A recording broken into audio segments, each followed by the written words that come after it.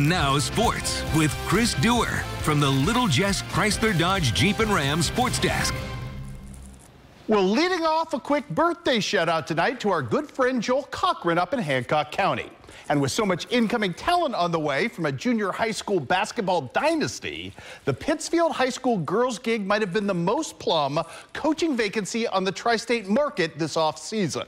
Saukey alum Noah Mendenhall got the call, and tonight he got the chance to debut against South County. And man, what a splashy debut this turned out to be. 4 freshmen on the roster already, and it starts off with the sophomore. How about Deegan Allen starting off the scoring from outside, lighting up for the long 3 in this one, and that was just the beginning of the fun, because after Deegan would can this triple, on the immediate inbound, it would be a steal from the freshman Lincoln McCartney. She's really good. Nice take for her. Good finish just like that. And the Saukeys were off and running, and they weren't stopping in this one. Reese Ramsey, you've heard a ton about her. Her first varsity points are on a step-back 3 in this one. Then it is Madison Frieden doing a little veteran power in this one. Really good core nucleus back. She does the work right here. And how about the Saukeys pulling off the victory tonight and looking good in doing so? 45-25 to start off their campaign. Again, keep a close eye on those girls. Elsewhere tonight, up in Macomb, it was the Lady Bombers taking down Illini Bluffs tonight, courtesy of a big night from the point guard Kylie Robinson. Not such a good night, however, for the Illini West crew as they lose to a good Alleman squad. Final in that one was 56-39. Let's do some college signing news today. A quite literal home run of sorts for John Wood softball in landing Rushville Industry catcher extraordinaire Charlie Gerleman.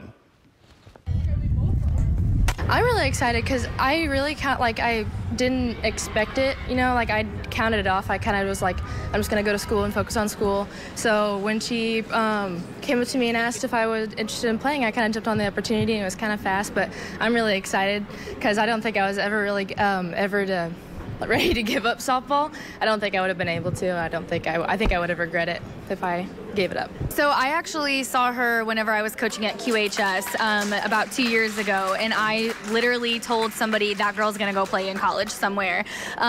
We have a girl right now who's been playing travel ball with her in the past, so she kind of came back up into conversation, and I went and saw her play in a travel ball tournament this summer, and I said I gotta have her, and that's exactly what I did. I did anything I could to get her to come to John Wood, and I think that she really believed in our program. She believed in our team, and it's really exciting to have her a part of it.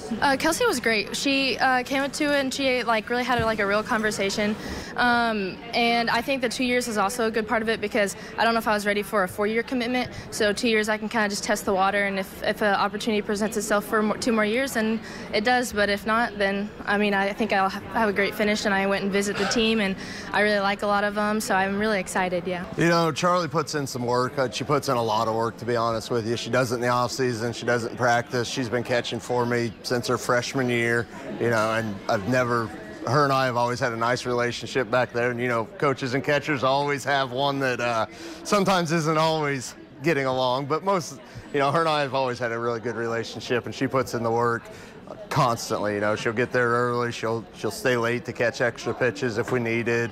She'll spend extra time in the cage. Anything we need from her, she will do. So I want to be a small and large animal vet, and so John Wood has a really good ag program, and I could get a lot of my 2 years in prerequisites out of the way. And so then I would transfer to University of Wyoming is the goal, and then I would then transfer to vet school after I was done at Wyoming. Always interested in animals? Is that kind of where it comes from? Yeah, I never really was interested in anything else, and I always wanted to be a vet, and I've always stuck with it, and nothing really else has ever really interested me, so that was just kind of what I always wanted to do. Let's do some men's college basketball. Illinois College looking to go to 5-0 on the season. Steve Schweer's squad taking on Milliken. Great rebound by Austin Robinson. Somehow finds Jalen Swinney with the tough pass inside. And you know what? When you are generous like Austin Robinson is, the favor gets returned. Mr. Robinson getting the easy 2 off the window right there. Big stuff right here coming up from Buzz Ritzel. It was a good start for Illinois College. Both offenses stagnated. There wasn't a lot of scoring while I was there tonight, but Illinois College would pull away and get that 5th win tonight. 65-53 your final in favor of the Blue Boys. Elsewhere, John Wood at home tonight taking on Rend Lake. This was a really fun matchup from start to finish, including right off the opening tip-off. How about a dunk opportunity right there for Isaiah Bannister? Then the locals start showing out for John Wood. Connor Watson from Macomb drains a 3 right here. Huge night for Jacob Wallingford. What else? No surprise in this one. Wallingford not 1, but 2 interior buckets and exterior buckets back-to-back for you as he led the way in this one for his team with 18 points. Nikos Conaway finds him right there for the interior bucket, and then Nikos is going to get one of his own right here, as it's a big, big win tonight for John Wood. 72-61 is your final. Jacob Wallingford with 18 points. Rough night for Culver Stockton as the men fall to 0-6 on the season. They get the lost night in this one. 77-70 was your final there. How about the John Wood women at home tonight against North Central? Trying to get something going on in this one. We'll get to that football graphic in just a second. Let's do this right here. Tegan Sewell trying to get the scoring started for her squad in this contest, and she would go to work early and often in this one. Blair Efting, the pride of Quincy Notre Dame, showing out in this one. One of 2 scorers on the night for John Wood with 14 points. But the offense very inconsistent as you see Blair hit the step-back pull-up in this one as John Wood falls tonight by the final count in this one of 74-54. And as we alluded to just a second ago, huge high school football rematch coming your way on Saturday at Bowling Green. The only loss of the year for the Bobcats was, in fact, to Valley Catholic. They'll do it again on Saturday. Well, the great thing about playing them before is, yes, we know about them. We've seen what they do, but more importantly than that, it was kind of a call, a wake-up call. It was a maybe we better look at some other things type call. So, you know, I don't know whether it's advantage, disadvantage. We've both seen each other, but the bottom line is we needed that type of game when we needed it. Week 8, they came in, we got down 14-0 early.